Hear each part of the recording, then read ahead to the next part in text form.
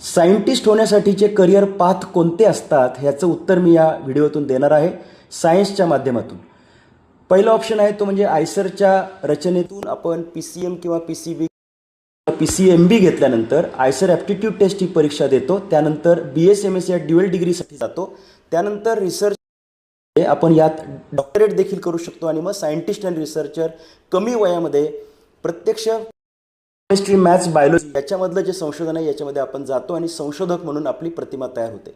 दुसरा पर्याय आहे तो BSc MSc PhDच्या माध्यमातून आपण फिजिक्स, केमिस्ट्री, मॅथ्स, बायोलॉजी किंवा मायक्रोबायोलॉजी, बायोटेक्नॉलॉजी असे विषय घेऊन BSc करतो, MSc करतो. त्यानंतर सेटनेट, गेट, जॅम किंवा पेट परीक्षा दिल्यानंतर PhD सायंटिस्ट आणि रिसर्चरचा हा प्रवास चालू होतो.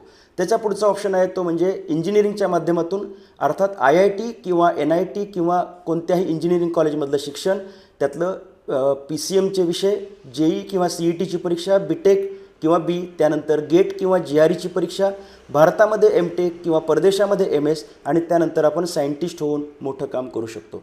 त्याच्या पुढचा ऑप्शन आहे तो ऑप्शन ॲग्रिकल्चरमधल्या सायंटिस्ट या कामासाठीचा आहे.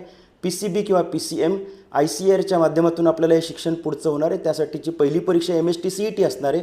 मग BSc ॲग्रिकल्चर किंवा BTech ॲग्रिकल्चर, त्यानंतर MSc ॲग्रिकल्चर आणि किंवा MTech ॲग्रिकल्चर, त्यानंतर PhD आणि मग ॲग्रिकल्चरल सायंटिस्ट ही आपल्याला पदवी मिळणार आहे किंवा आपण त्यात काम करणार आहोत. त्याच्या पुढचा मार्ग जो आहे तो आहे खास करून इस्रो या रचनेत काम करण्यासाठी PCM घेतलेलं आहे. फिजिक्स किंवा इंजिनिअरिंगचं शिक्षण पूर्ण, अर्थातच त्यातलं बॅचलर, मास्टर्स आणि डॉक्टरेटपर्यंतचं शिक्षण करून आपण या व्यवस्थेत काम करू शकतो सायंटिस्ट म्हणून.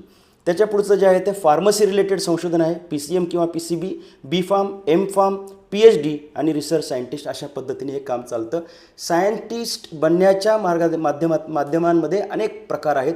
त्यातला हे बेसिक आणि महत्त्वाच्या गोष्टी मी या ठिकाणी सांगितलेल्या आहेत. सायन्स व्यतिरिक्त देखील सायंटिस्ट होता येतं, परंतु हा मुद्दा जो होता तो खास करून सायन्सच्या माध्यमातून होता. धन्यवाद.